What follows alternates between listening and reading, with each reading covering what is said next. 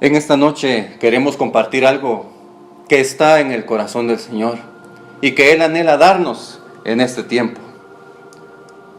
Si le glorificamos en la angustia, tendremos su gloria. Si le glorificamos en la aflicción, obtendremos y tendremos su gloria. ¿Alguno de nosotros necesita ser consolado, hermanos?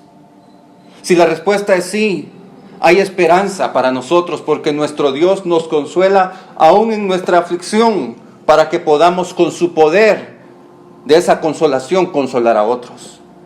Dios no nos consolará a menos que verdaderamente necesitemos ser consolados. ¿Necesita ser consolado? Dios puede consolarnos. Dios nos consolará en nuestras dificultades y nos muestra su misericordia.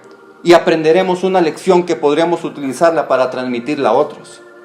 Pablo dice que Dios es la fuente de toda consolación y que Dios nos consolará en todas nuestras tribulaciones. Hermanos, Dios nos consuela para que nosotros seamos de consolación y bendición a otros, de la misma manera en que nosotros hemos sido consolados y siendo bendecidos por Dios mismo. Consolando a otros con el consuelo con que Dios nos consuela. Y vamos a reconocer un nombre de Dios. Siempre cuando Él nos consuela, un nombre nuevo de Dios llega a nuestras vidas. Él es un Dios vivo, hermanos. El Dios de la Biblia de ninguna manera es un Dios anónimo. Él tiene nombres para que lo conozcamos.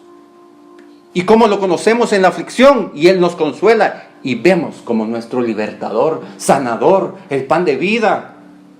Y al administrar eso a otras personas, si a usted le gusta que lo consuelen al estar en dificultades, nosotros debemos hacer lo mismo. Servir de consuelo a nuestros hermanos cuando ellos están en situaciones difíciles, para que también conozcan un nombre nuevo de Dios. Aún también cuando nosotros las estemos experimentando.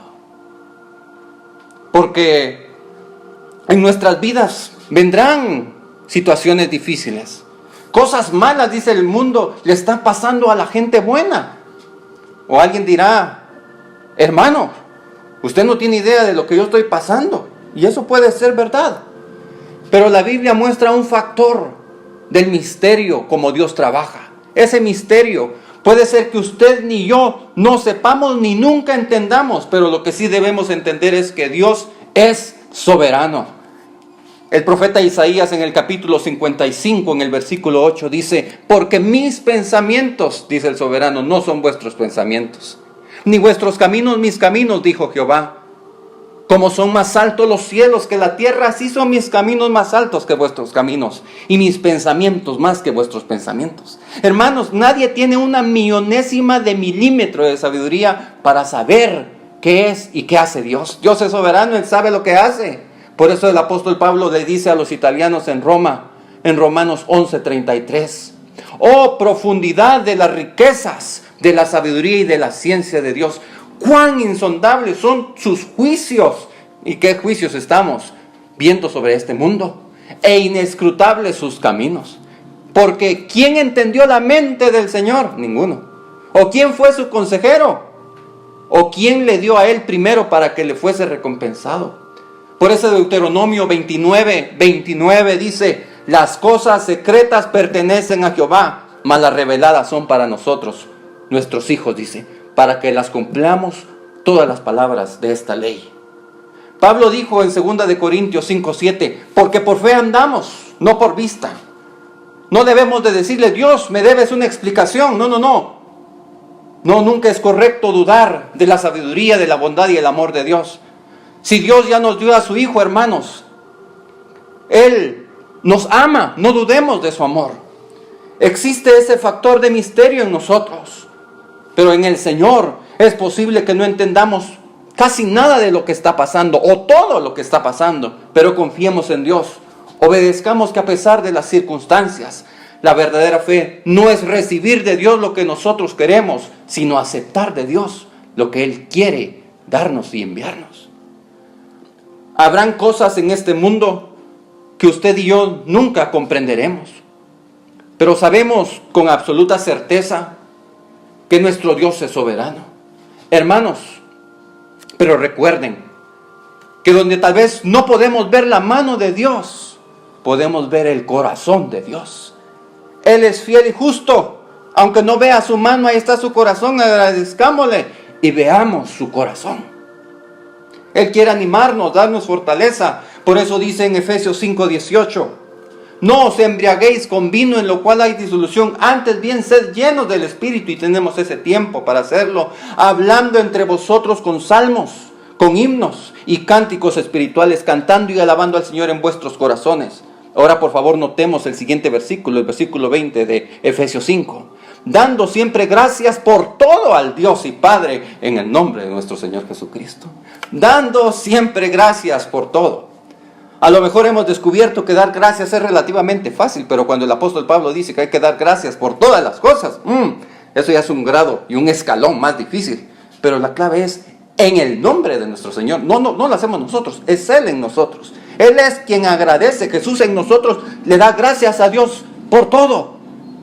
En todo en nuestras vidas. Nosotros no. Solo Él puede ser agradecido en nuestras vidas. Eso traerá la mente del Señor a nosotros. Y a veces dice, pero ¿por qué suceden cosas malas o aún horrorosas al hombre? Si somos hijos de Dios. Enfermedades terminales, dolores, desengaños, muertes, abusos, asesinatos, violaciones, caos. Hermanos, todas esas cosas son reales. Pero para el creyente, para el Hijo de Dios, ninguna de esas cosas debe sorprendernos. Porque Dios lo permite, porque Él nos ama. Y es posible dar gracias a Dios por todas las cosas, de acuerdo a lo que dice Efesios 5:20. Y entenderemos, porque Dios nos ha dado eso como una bendición para nosotros. El dar gracias no es una sugerencia, hermanos, es un mandamiento. Darle gracias a Dios para bendecirnos. Pero no solo dándole gracias, sino además dependiendo de Él en nuestras aflicciones, en nuestras angustias. Dios muchas veces permitirá que tengamos problemas para que dependamos de Él. Recuerdo un refrán que decía, si nunca tienes problemas, no sabrás si Dios podría resolverlo. Así que Dios permite ciertos problemas en nuestra vida con el propósito que nos acerquemos a Él y dependamos de Él. Por eso Pablo, hablando de él mismo, del apóstol Pablo, en 2 de Corintios 12, versículo 2, dice, 2 de Corintios 12, 2, conozco a un hombre, el apóstol Pablo, y dice el versículo 4, que fue arrebatado al paraíso donde oyó palabras inefables, que no le es dado al hombre. ¿A qué hombre? Al apóstol Pablo, decirlas, no le es dado a él expresarlas, sino en mis debilidades. Pablo vio cosas sobre las cuales Dios le dijo, eso es un secreto sagrado, no se lo digas a nadie. Y a veces me pregunto por qué Dios no quería que se las dijera. Creo que hay varias razones, pero Dios le dijo, Pablo, manténlo en secreto. Dice el versículo 5 ahí de 2 de Corintios 12, de tal hombre me gloriaré. O sea, me gloriaré en la visión de Dios que me dijo. Pero él dice ahí, pero a mí mismo en nada me gloriaré, sino en mis debilidades. Hermanos, podemos gloriarnos en nuestras flaquezas y debilidades en este tiempo. Sin embargo, dice Pablo diciendo, si quisiera gloriarme no sería insensato, porque diría la verdad, pero lo dejo para que nadie piense de mí más de lo que mí ve u oye de mí. Lo que Pablo está diciendo es, no quiero que piensen que soy alguien importante para que no me crea yo demasiado por las revelaciones que he recibido. No, él dice, tengo un aguijón en la carne, dice la Escritura, un mensajero de Satanás que me abofetee para que no me enaltezca. La palabra ahí aguijón en el griego es una estaca. Espiritualmente él tuvo una estaca atravesada en su corazón. Es algo muy doloroso. Dice el versículo 8, respecto a lo cual 3 veces he rogado al Señor que lo quite de mí. Ahora, no significa que él solo le dijo al Señor, Señor, quítalo de mí. Segunda vez, Señor, quítalo de mí, y Señor, quítalo de mí. No, significa que él tuvo 3 periodos extensos de ayuno y oración, buscando el rostro de Dios y rogando, Señor, quita este aguijón de mi carne. ¿Y qué le contestó Dios? Las 3 veces largas de oración y ayuno. Cristo le dijo, bástate mi gracia, porque mi poder se perfecciona en tu debilidad. ¿Qué haríamos, hermanos, en medio de nuestra situación difícil y no encontramos una clase de respuesta de Dios? Y Él lo único que nos dice es, bástate mi gracia. ¿La entenderíamos? ¿La aceptaríamos? ¿Seguiríamos amando, obedeciendo, sirviendo y bendiciendo a Dios? ¿Cuál fue la respuesta de Pablo?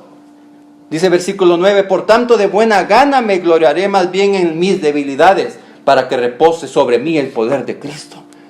Por lo cual, por amor a Cristo me gozo en las debilidades, en afrentas, en necesidades, en persecuciones, en angustias, porque cuando soy débil, entonces soy fuerte. Ahora, ¿podríamos decir lo mismo? A pesar de todo lo negativo, porque cuando soy débil, entonces soy fuerte. Todos tenemos y tendremos debilidades en cualquier área de nuestras vidas. Y eso es una gran ventaja, hermanos, porque eso nos va a traer la vida de Cristo, porque nos ayuda a depender de Él. Porque aunque Satanás fue el mensajero que llegó a Pablo llevándole el aguijón, ese aguijón vino de Dios. Porque donde Satanás aparentemente manda, nuestro Dios reina. Amén. El lugar de las debilidades es en Cristo, el lugar de nuestras fortalezas. Si nuestros problemas nos ayudan a depender más de Dios, entonces debemos agradecer a Dios por esos problemas. Hermanos, eso nos llevará a ser maduros en la aflicción. Cuando vemos que cosas malas le están sucediendo a hombres piadosos de Dios, ahí aprendemos más del Señor. Y quiero que piense en el tiempo más feliz que usted ha vivido. Piense. Ahora le pregunto, ¿cuánto aprendió durante ese tiempo? Ahora piense en el instante más problemático y oscuro de su vida. ¿Cuánto aprendió? Aprendemos más en los tiempos de pesar que en los tiempos de gozo. Lo dice el Salmo 119, 67. Antes que fuera yo humillado, descarriado andaba, mas ahora guardo tu palabra. Dice el versículo 71 del mismo Salmo 119. Bueno me es haber sido humillado para que aprenda tus estatutos. Ahora, sí, la aflicción nos lleva a aprender a dar gracias por la aflicción. ¿Cuáles son las prioridades de Dios para nosotros y para mí? ¿Será que riquezas? No.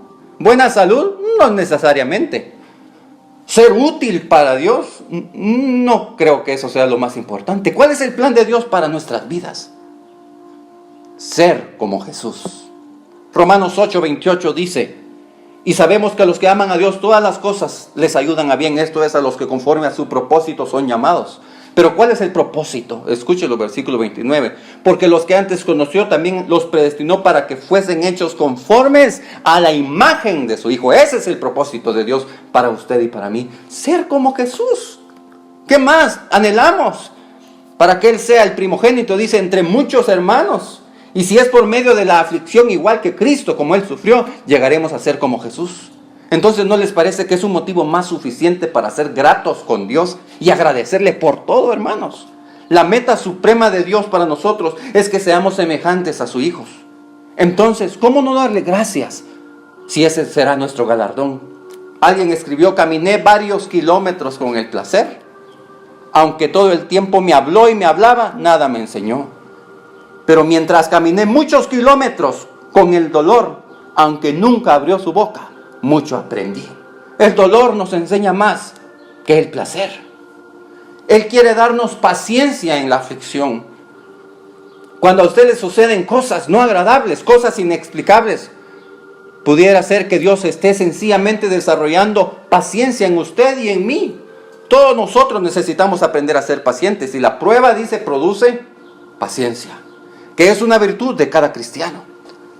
El Salmo 27:14, por eso dice, aguarda a Jehová, esfuérzate y aliéntese de tu corazón. Sí, espera a Jehová. Santiago 1:4 dice, mas tenga la paciencia su obra completa, 1:4 de Santiago, para que seáis perfectos y cabales, sin que os falte cosa alguna. La palabra paciencia no solo significa esperar aquí, no, la palabra griega significa la capacidad de soportar sufrimiento y dolor. Y hermanos, si Dios quiere que aprendamos paciencia sufriendo, no leyendo un libro, sino sufriendo. Nunca aprenderemos santidad sin paciencia. No existe tal cosa como una madurez instantánea. Es decir, si Dios nos enseña paciencia, es una virtud de cada cristiano. ¿No creen que deberíamos dar gracias a Dios por las diversas pruebas que nos llevará a ser pacientes? En la vida del creyente habrán tribulaciones que nos ayudarán a desarrollar la paciencia. Pero sobre todo tendremos su gloria. Cuando sufrimos, ¿amamos esa gloria? ¿Seguiremos alabando y agradeciendo a Dios? Eso trae gloria a Jehová de los ejércitos. Primera de Pedro 4, versículo 12 dice: amaos, no os sorprendáis del fuego de la prueba que os ha sobrevenido, como si cosa extraña os aconteciere. Pedro llama a este grupo de hermanos amados diciendo: no nos sorprendemos del fuego de prueba, sea pastor, sea anciano, sea líder, sea creyente, porque si usted está viviendo en la prueba de fuego, Pedro dice, no pienses que es algo extraño lo que te sucede, es por amor. Dice el versículo 13, sino gozaos por cuanto sois participantes de los padecimientos de Cristo, para que también en la revelación de su gloria os gocéis con gran alegría. Porque si sois vituperados, dice, por el nombre de Cristo, sois bienaventurados por el glorioso Espíritu de Dios que reposa sobre vosotros. Ciertamente de parte de ellos, dice, Él es blasfemado, pero por vosotros, por nosotros, hermanos, dice, es glorificado. Cuando usted y yo tenemos una convicción firme por el Señor Jesucristo, les aseguro que vamos a tener problemas. La gloria de Dios estuvo con aquellos 3 jóvenes hebreos, ya para ir terminando, que fueron lanzados en un horno ardiente. Y el rey vio y exclamó: lanzamos 3 hombres, pero hay un 4.º hombre y luce como el Hijo de Dios. Hermanos, la gloria fue para Dios, no para esos jóvenes. Pero una cosa es ser librado y alabar a Dios, y otra cosa muy diferente es no ser librado y, a pesar de todo, alabar a Dios en la aflicción, sin la liberación. Como vemos en la Escritura, muchos murieron, sí, pero trajeron gloria a sus vidas, a pesar de que no fueron libertados, pero alabaron a Dios. En la Biblia leo que Esteban fue apedreado por su fe, pero también leo, hermanos, que mientras le apedreaban, su rostro resplandecía con el rostro de un ángel. Era como el rostro del Señor, es decir, la gloria de Dios mismo estaba sobre Esteban. Dios no le libró de esa angustia y tormento, y en su amor Dios le permitió que viviera ese problema para Esteban, entre quienes estaba ahí también un hombre que fue impactado, Saulo de Tarso. Hermanos, hasta hoy en día hablamos de la fe de Esteban y la gloria de Dios que iluminó su rostro y el fruto que tuvo él como testimonio para Pablo. Pongámonos de pie. Hoy nos encontramos en pruebas, tal vez económicas, materiales, de salud, espirituales, como esta pandemia. Pero démosle gracias. La gloria que Él quiere traer a nuestras vidas, Él quiere ponerla sobre nuestros rostros. Tal vez llegarán piedras espirituales como le cayó a Esteban. Pero Pablo llegó debido a esa gloria. Ahí estaba Esteban. Y luego el Señor, por amor, persiguió a Pablo y le dijo: ¿quién eres? Dijo Pablo. Y él le dijo: yo soy Jesús a quien tú persigues. Es decir, hermanos, si sentimos que nos están matando como cristianos, como iglesia, no podemos reunirnos como iglesias, como reuniones de hogar, pero somos un templo. Podemos reunirnos. Y Él siempre tendrá una salida, hermanos. Él ama a los pequeños. Por eso cuando estaba persiguiendo, le dijo: ¿quién eres tú? Le dijo a Pablo el Señor: yo soy Jesús a quien tú persigues. Hermanos, Jesús se humilló tanto que Él dijo: los pequeños que han sido perseguidos y angustiados, yo estoy en ellos, porque ahí tú me estás persiguiendo, Pablo. Como en la cueva de Adulam, los perseguidos, los angustiados, a los amargados, los probados, fueron aquellos que fueron preparados para destruir a los gigantes de Israel. Pero primero hubo un David que mató a un gigante y luego a 4. Y ellos, al verlo, fueron fortalecidos ahí en la cueva y siguieron su ejemplo. Y fueron los que mataron los gigantes después. ¿A quién de nosotros, hermanos, estamos dispuestos? ¿Quiénes de nosotros estamos dispuestos para que las personas de este mundo vean al Señor Jesús? Para que anhelen caminar con el Señor Jesús. Tal vez estamos viviendo en tiempos oscuros, pero si somos de Él, se dirá como cuando en Egipto hubo tinieblas, en Gosén, con los hijos de luz, su pueblo, Israel, había luz. Es decir, aquel que es la luz, su presencia nunca nos dejará, hermanos. Si Dios es glorificado en mi vida, aún en mis persecuciones, ¿no debería yo agradecerle a Dios porque Él es glorificado también en mi vida, aunque a veces no tengamos el deseo de hacerlo, y darle gracias a Él? Expresémosle entonces, hermanos, día tras día. Expresémosle nuestra gratitud a Dios y gocémonos mucho de la vida. Si aprendemos a agradecerle a Dios, aun cuando no entendamos todo lo que está pasando, pudiera ser que Dios No nos permitirá de salir de ciertas circunstancias hasta que le demos gracias.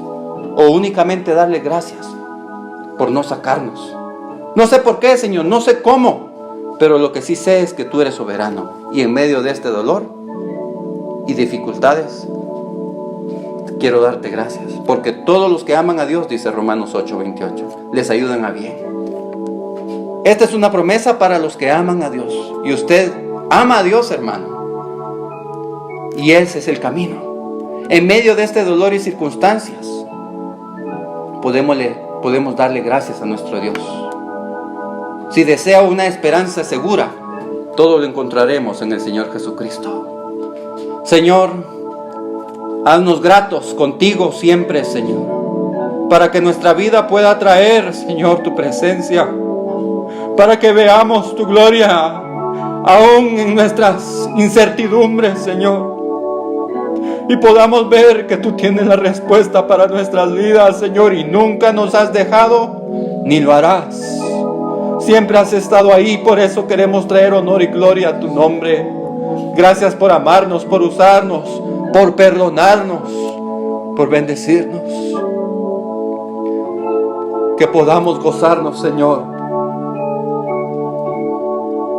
en la angustia, para que tu gloria sea vista, Señor. Cantemos un canto al Señor, hermanos.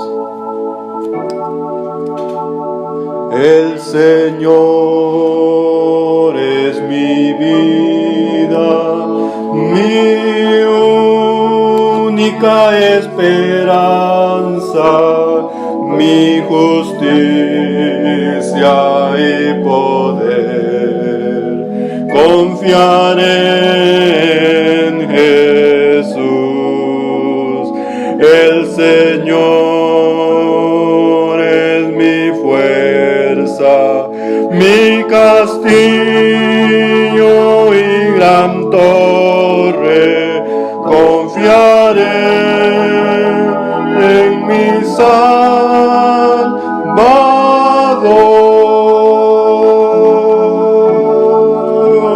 El Señor es mi vida, mi única esperanza, mi justicia y poder. Ayúdanos a confiar en ti, Señor. Ayúdanos a darte gracias y glorificarte por este tiempo glorioso y maravilloso que tienes para nuestras vidas. Mi castillo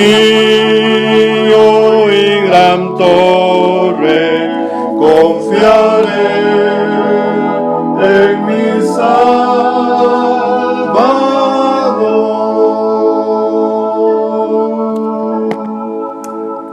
Amén. Gracias te damos, Señor.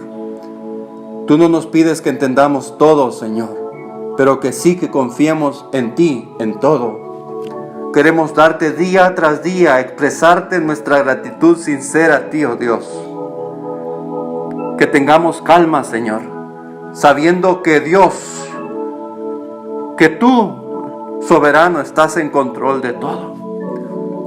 Y que podamos obtener tu fe, Señor, que viene por oír tu voz en la intimidad. Ya que por la fe encontramos paz, Señor, aún en nuestra peor tormenta. Gracias, Señor. Amén, hermanos. Recordemos, hermanos, que cuando nuestras rodillas verdaderamente toquen el suelo continuamente, entonces nuestro corazón tocará el cielo constantemente. Señor, dobla nuestras rodillas para tocar tu cielo. Amén. Que el Señor les bendiga y que Él sea nuestra única fuente de consuelo. Porque si le glorificamos en nuestras angustias, en nuestra aflicción, tendremos su gloria. Gracias, Señor. Amén, hermanos.